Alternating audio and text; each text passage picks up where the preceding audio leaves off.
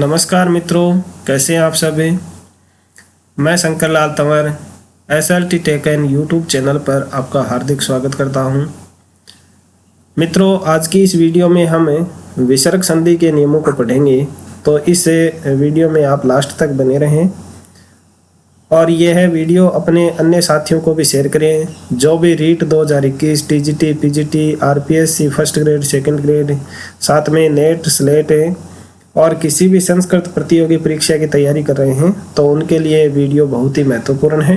साथ में ही जो कक्षा 9 से 12 तक है या 6ठी से 8वीं तक है क्लासों में अध्ययनरत हैं, उनके भी ये विसर्ग संधि का टॉपिक आता है, तो उनके लिए भी ये वीडियो बड़ा ही महत्वपूर्ण है। साथियों, वीडियो शुरू करें उससे पहले आपसे एक निवेदन है कि यदि आपने अभी तक इस यूट्यूब चैनल को सब्सक्राइब नहीं किया है तो नीचे वीडियो के नीचे दिखाई देने वाले लाल अक्षर के सब्सक्राइब बटन पर क्लिक कर इसे सब्सक्राइब कर लें और पास में स्थित बेल आइकन के ऑल बटन को प्रेस कर लें ताकि इस चैनल पर अपलोड होने वाले वीडियो की सूचना आपको मिलती रहे। वीडियो को पूरा देखकर इसे लाइक और शेयर करें। तो चलिए बिना देरी किए शुरू करते हैं आज का वीडियो। विसर्ग संधि। सबसे पहले विसर्ग संधि किसे कहते हैं यह आप समझ लीजिए कि जहाँ भी विसर्ग के स्थान पर कोई परिवर्तन होता है तो उसे हम विसर्ग संधि कहते हैं। यहाँ र है और तीनों स है, मूर्धन्य, तालव्य और दंते स। इन स के स्थान पर विसर्ग होता है या विसर्ग के स्थान पर ये स होते हैं तो उनको विसर्ग संधि कहते हैं। अब देखिए, सबसे पहले विसर्ग संधि के अंतर्गत एक सूत्र आता है स जुसोरु। तो यहाँ जो भी उदाहरण दिया हुआ होगा, यदि उसमें प्लस से पहले स दिया हुआ है तो वह स है वो र में बदल जाएगा, यानी स के स्थान पर रू हो जाएगा। और जब इसमें से जो रू है उसका उपदेश अजनुनासिक एक सूत्र होता है, उसे लोप करेंगे तो ये र शेष बचता है। उसके बाद में ये खर है, खर वसानियों विसर्जनीय से ये सूत्र लगेगा। उसके बाद में ये जो र है, इस र के स्थान पर ये पुनः से क्या कर देगा, विसर्ग कर देगा। और उसके बाद में विसर्जनीय से स है, ये एक सूत्र लगेगा, वो इस विसर्ग के स्थान पर दोबारा से क्या कर देगा, स कर देगा। तो ये स है वो जो भी इस विसर्ग के आगे जो अक्षर है उसके अकॉर्डिंग है, यानी ये दंते स में बदलेगा, मूर्धन्य स में बदलेगा या तालव्य स में बदलेगा। अब हम इस संधि को एक उदाहरण के माध्यम से समझते हैं। जैसे सबसे पहले हम एक उदाहरण लेते हैं, नमः प्लस ते। नमः प्लस ते, ये एक उदाहरण लेते हैं। अब यहाँ देखिए विसर्ग आ रहा है तो यहाँ विसर्ग संधि है। तो सबसे पहले ये स जुसोरु सूत्र है, उससे क्या होगा, इसे विसर्ग के स्थान पर रू आदेश हो जाएगा। क्या आदेश होगा, रू आदेश होगा। और रू का उपदेश अजनुनासिक सूत्र से इस ऊ का लोप करके र शेष बचेगा, तो ये रूप बनेगा नम र प्लस ते। अब यहाँ विसर्ग खर वसानियों विसर्जनीय है, यह सूत्र लगेगा और इसे र के स्थान पर क्या कर देगा, दोबारा से विसर्ग बना देगा और ये नमः प्लस ते बनेगा। फिर ये विसर्जनीय से स है, ये सूत्र लगेगा और इसे विसर्ग के स्थान पर क्या कर देगा, स कर देगा। तो यहाँ देखिए इस प्लस के बाद में तय है, यानी तय वर्ग का तय है। तो हमने पढ़ा था ऋतु लसानाम दंता, तो यानी लय और तय वर्ग और स है, इनका उच्चारण स्थान तालु होता है। तो इस विसर्ग के स्थान पर भी क्या होगा, दंते स हो जाएगा। तो ये दंते स हो जाएगा और रूप क्या बनेगा, नमस्ते है। क्या रूप बनेगा, नमस्ते।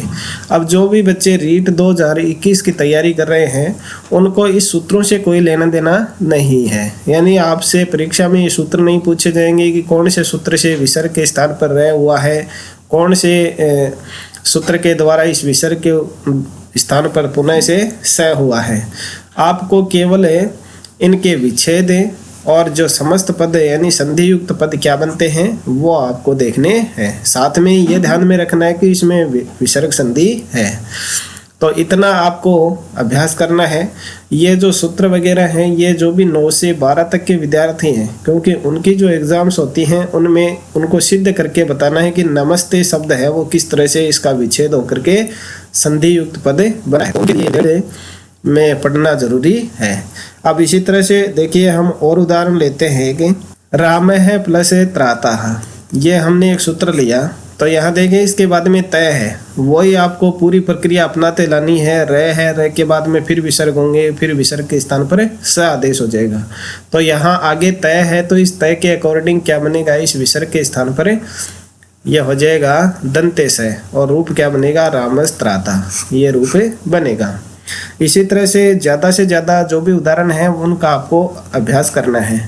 कस प्लस चित है, ये एक उदाहरण है। अब यहाँ देखिए ये स है, इस स के बाद में यहाँ च वर्ग है, तो ये च है उसका स्थान होता है ईचू यशानाम तालु। मैंने उच्चारण स्थान वाला आपको सबसे पहले इसीलिए करवाया था क्योंकि उनकी ज़रूरत है, वो आगे संधि और समास में पड़ती है। तो यहाँ इस च वर्ग के साथ में होता है तालव्य स, यानी पहला स। तो इस स के स्थान पर ये पहला स हो जाएगा और रूप बनेगा कस प्लस चित, और इसको जोड़ेंगे तो कश्चित रूप बनेगा। वेरी इंपॉर्टेंट उदाहरण है ये, कई बार परीक्षाओं में आया हुआ है। अब इसी तरह से आपको एक उदाहरण दिया जाता है, उसका आप संधि युक्त पद क्या बनेगा वो फटाफट से कमेंट कर दीजिए। निस प्लस छलह है, निस प्लस छलह है। और यदि आपको ये सेशन है वो पसंद आ रहा है तो इस वीडियो को लाइक जरूर कर दें। निस प्लस छलह है, इसका आप संधि युक्त पद है वो कमेंट करें फटाफट से। इसी तरह से अन्य उदाहरण हैं उनका आपको अभ्यास करना है। ज़्यादा से ज़्यादा उदाहरण का आप अगर अभ्यास करेंगे तो वो आपके लिए बड़ा ही फायदेमंद होगा। इसी तरह से त्रायते एक शब्द हरीश त्रायते है, हरी से त्रायते है, इसका विच्छेद क्या होगा वो भी आप कमेंट कर दें। और अब चलिए नेक्स्ट, अब यहाँ देखिए एक सूत्र दिया गया है अतो रोर एप्लुताद एप्लुते। तो यहाँ आप इस सूत्र को इस तरह से समझिए कि अगर आपके सामने कोई इस तरह की स्थिति है, इस तरह की स्थिति है, तो यहाँ इस विसर्ग के स्थान पर रू होगा और रू का रे शेष बचेगा। रे के बाद में दोबारा से ऊ होगा और इस विसर्ग के स्थान पर क्या हो जाएगा, ऊ हो जाएगा। क्या हो जाएगा, इस सूत्र का महत्वपूर्ण कार्य ये है कि ये जो विसर्ग है इस विसर्ग के स्थान पर उत्व आदेश कर देगा। कब कर देगा, जब इसके आगे यानी इस विसर्ग के आगे ए की स्थिति है, यानी ए है, ऋस्व ए है, तो इस विसर्ग के स्थान पर उ आदेश हो जाएगा। अब देखिए इसको एक उदाहरण के माध्यम से हम समझते हैं। जैसे शिवस प्लस अर्चे, शिव है, मान लीजिए इसको शिव है प्लस अर्चे, ये है। अब इसका स जो सोरू सूत्र है उससे इस स के इस विसर्ग के स्थान पर होगा रू, रू का रे शेष बचेगा और ये रूप क्या बनेगा, अर्चे। अब यहाँ यह सूत्र लगेगा अतोर और प्लुताद एप्लुते, यानी इस रे है, ये यहाँ विसर्ग नहीं था, इस रे के स्थान पर क्या करेगा, ऊ करेगा। अतोरोर, रोर का मतलब रे के स्थान पर ये उत्व आदेश कर देगा। तो यहाँ रूप क्या बनेगा, शिव ऊ प्लस अर्चे, ये बना। अब यहाँ देखिए ए के बाद में ऊ है तो यहाँ ओ गुण हो जाएगा। गुण कार्य जब आद गुण सूत्र से करेंगे तो यहाँ गुण हो जाएगा और रूप क्या बनेगा, यहाँ शिवो प्लस अर्चे बन जाएगा। और पूर्व रूप करके यानी ओ के बाद में ए आ रहा है तो हमने स्वर संधि के अंतर्गत पूर्व रूप संधि पढ़ी थी, तो ये पूर्व रूप हो जाएगा और इस ए के स्थान पर अवग्रह चिन्ह बन जाएगा। तो ये शिवो अर्चे, यह रूप यहाँ बनेगा। तो ये थी आपके इस सूत्र का कार्य।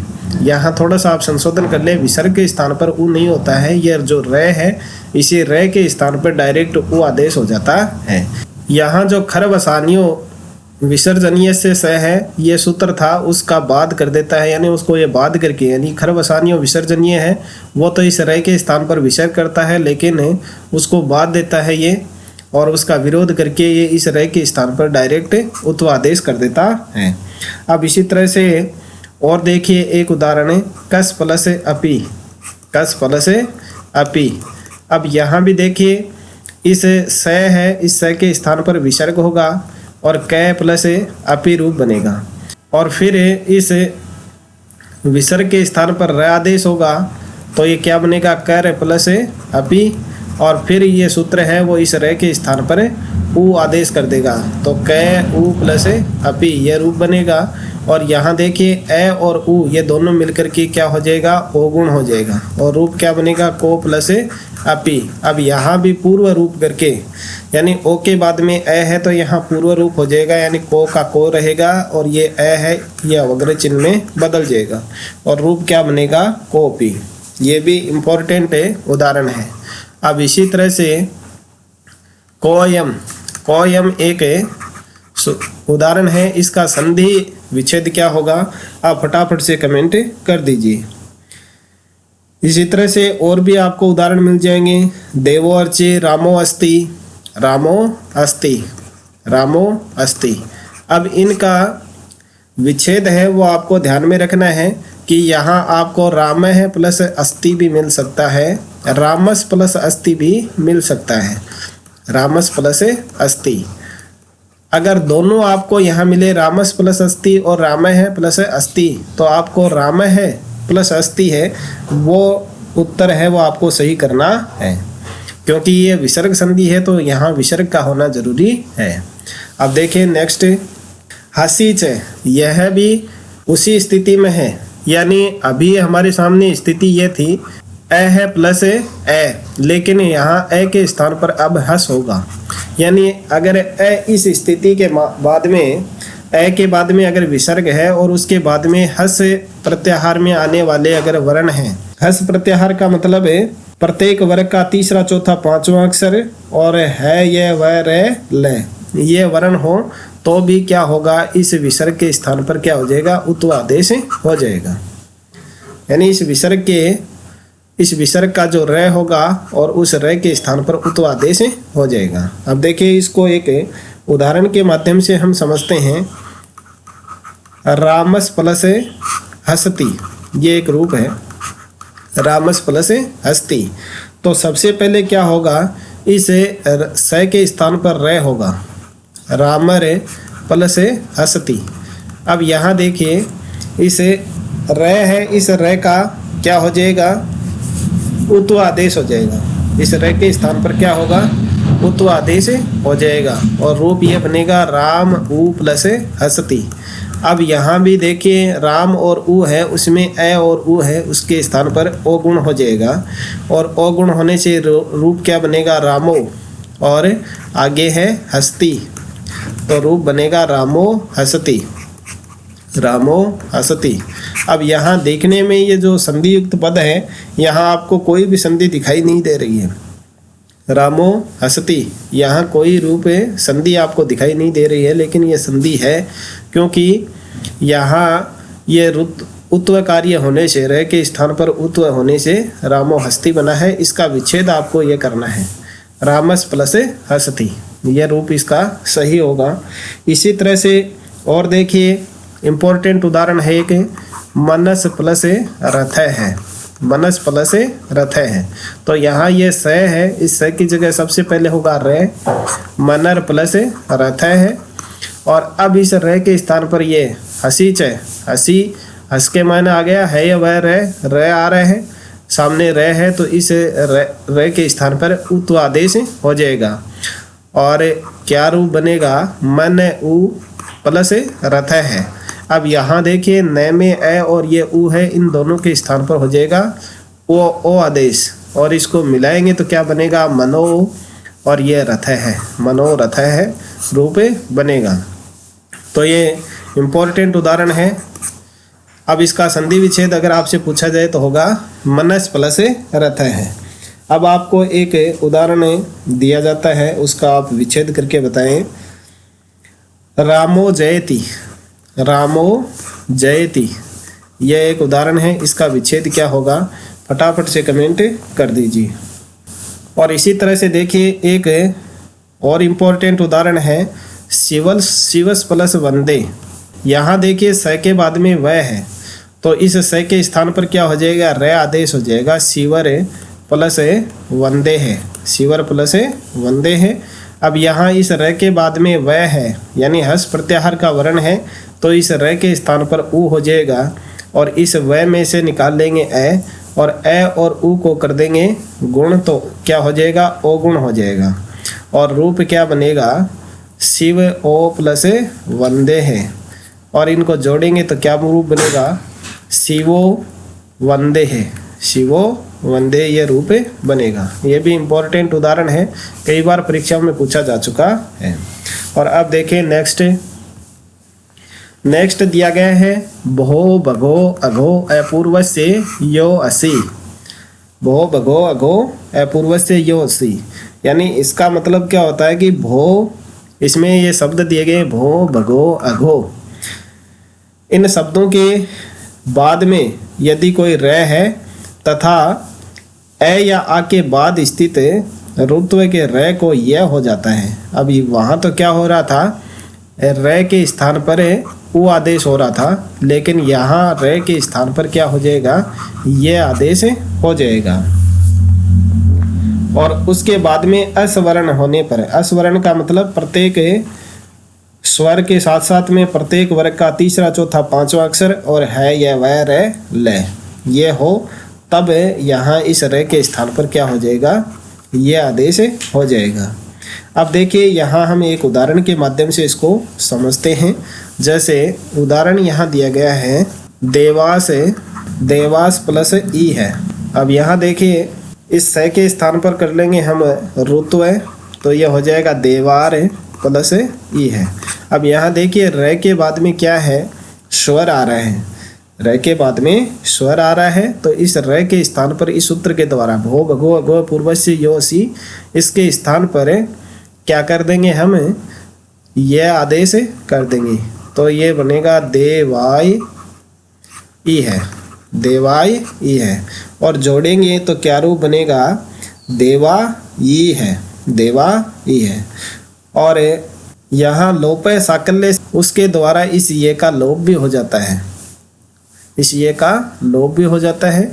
तो जब लोप होगा उस स्थिति में तो रूप बनेगा देवा ई है, और लोप नहीं होगा तो रूप इसका बनेगा देवा ई है, देवा ई है। ये दोनों रूप बनते हैं।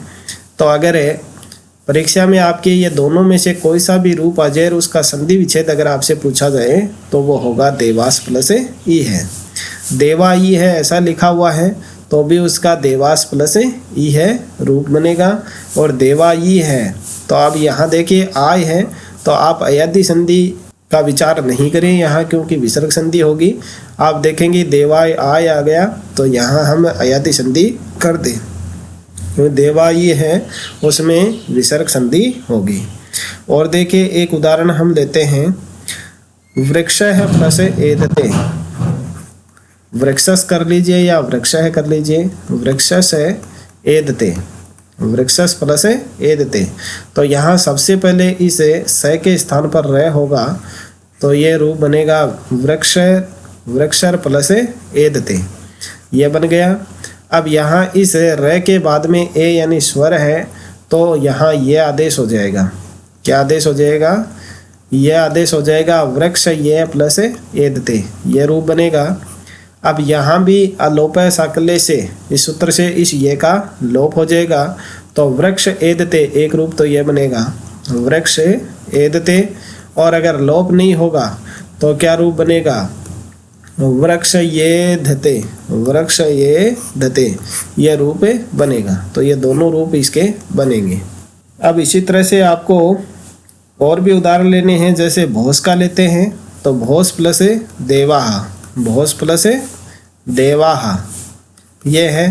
अब यहाँ देखिए स के स्थान पर वही र होगा, र के स्थान पर ये होगा, तो एक रूप तो ये बन जाएगा भोई प्लस देवाहा, भोई देवाहा प्लस को हटा दीजिए, भोई देवा बनेगा। और अगर इस ये का लोप हो जाएगा, अब यहाँ देखिए द है तो लोप साकल्य से नहीं होगा, हली सर्वेशा में एक सूत्र है उसके द्वारा इस ये का लोप हो जाएगा, तो भो देवा रूप भी बनता है, भो देवा। अब इसी तरह से भगो है उसका भी आप ले सकते हैं, भगोस प्लस नमस्ते, भगोर नमस्ते।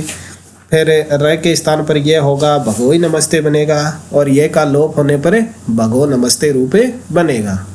इसी तरह से अघोष ले लेते हैं, अघोष या ही, फिर रूप क्या बनेगा, अघो या ही, ये का लोप होने के बाद में उसका रूप बनेगा अघो या ही।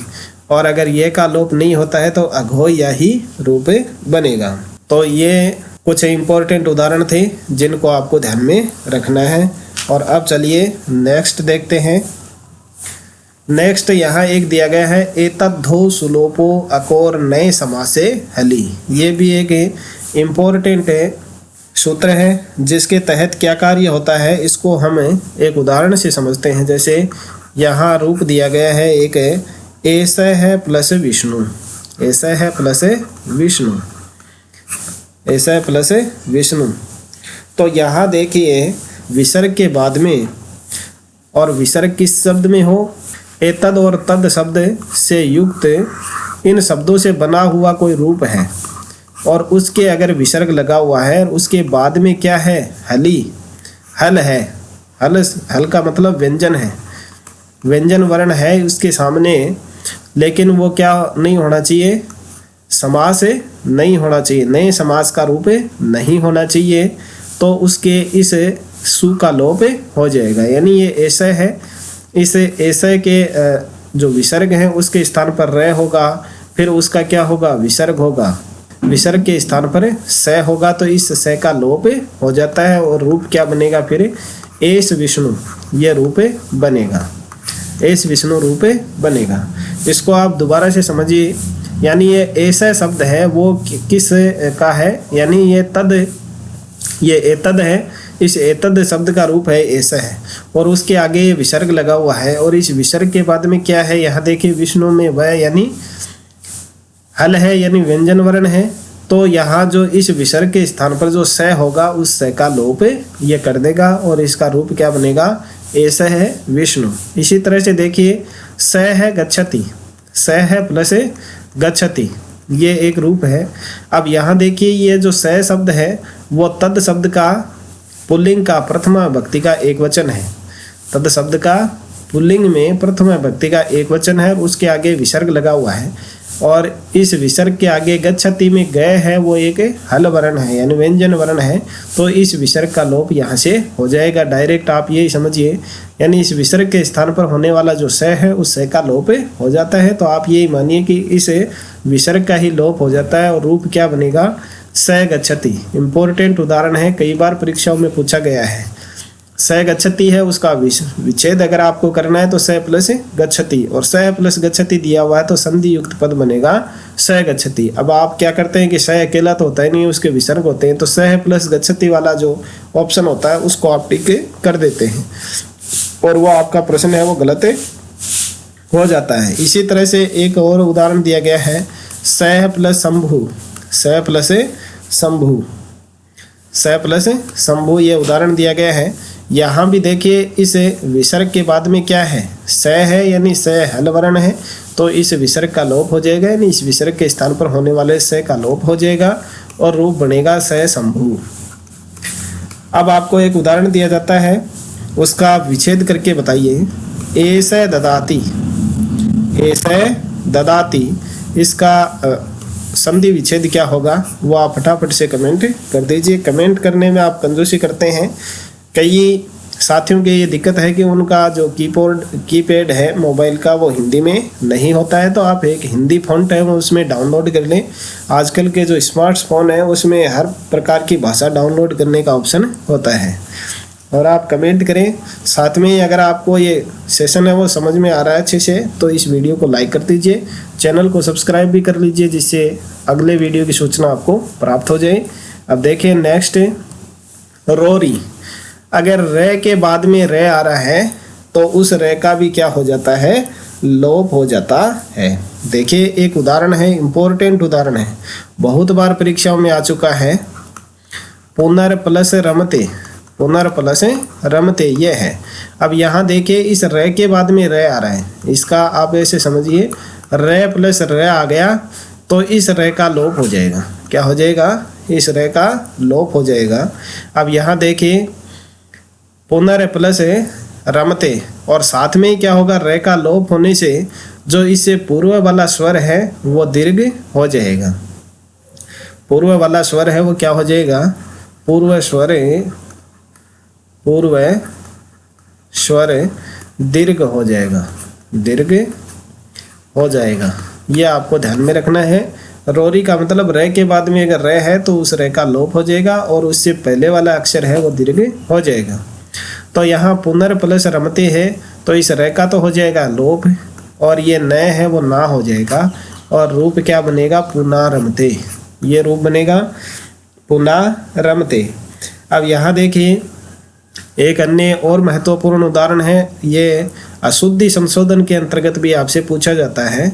एक शब्द है अंतर प्लस राष्ट्रीय, अंतर प्लस राष्ट्रीय, ये एक संधि विच्छेद युक्त पद है। अब इसकी संधि करेंगे, यहाँ देखिए र के बाद में र आ रहा है तो इस र का तो हो जाएगा लोप और ये तय है वो दीर्घ हो जाएगा और क्या बनेगा, अंतर्राष्ट्रीय, अंतर्राष्ट्रीय, ये इसका शुद्ध रूप होता है और संधि युक्त पद बनेगा अंतर्राष्ट्रीय। अब अंतर्राष्ट्रीय, आप इसमें ऑप्शन आपको सबसे पहले ये मिलेगा अंतर्राष्ट्रीय और आप क्या देखते हैं कि अंतर्राष्ट्रीय शब्द ये होता है, अंतर्राष्ट्रीय तो हमने देखा ही नहीं, तो ये आप गलत कर देते हैं। लेकिन अब से आपका ये कन्फ्यूज है वो दूर हो जाना चाहिए क्योंकि अशुद्धि संशोधन के अंतर्गत बहुत बार पूछा गया है और इसका शुद्ध रूप बनता है अंतर्राष्ट्रीय।